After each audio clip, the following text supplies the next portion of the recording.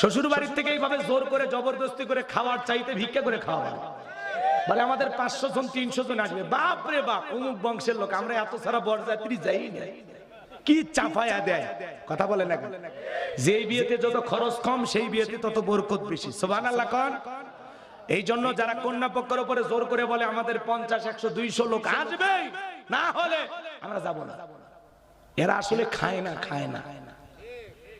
এইভাবে জোর করে একটা মেয়ে পক্ষের উপরে জুলুম না করে ভিক্ষা করে খাওয়া। হাসেন না চাচা, এটা হাসির কথা লয়, বা রাগ করেন কেন? কন্যা পক্ষের লোকজন যদি বলে ভাই আমি 20 জন 10 জন, আলহামদুলিল্লাহ। পারলে আপনার ছেলের বিয়ে না 5টা গরু দিয়ে 5000 কে খাওয়ান, আপত্তি নাই, অনুষ্ঠান হবে ছেলের বাড়িতে।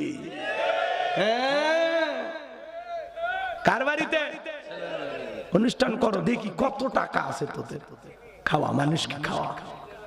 রাগ করতেছেন? তাহলে তারা যে এই যে স্লোগান দিয়েছেন বিয়ে আপনার খরচ আমাদের, এই যে স্লোগানটা ভালো লাগছে না? তারা আবার রংপুর বিভাগে আসবে, এইভাবে বিভিন্ন বিভাগে তারা কার্যক্রম চালিয়ে যাবে যে যৌতুক নেবেন না এবং মহরা দিয়ে এই যে সমাজে যেন প্রত্যেকটা নারী তার অধিকার ফিরে পায়, এই জন্য তারা কাজ করবে। আমরাও চাই এই সমাজের প্রত্যেকটা পরিবার থেকে এই আওয়াজ উঠুক যে যৌতুক নিয়ে আমি আমার ছেলেকে বিবাহ করাবো না, ইনশাআল্লাহ। পারলে মেয়ের হক মহরানা আল্লাহ দিয়ে ফরজ বিধান পালন কইরা ছেলের বউকে ঘরে তুলবো। আল্লাহ যেন আমাদের হেদায়েত দান করেন, একটু চিল্লা বলেন আমিন।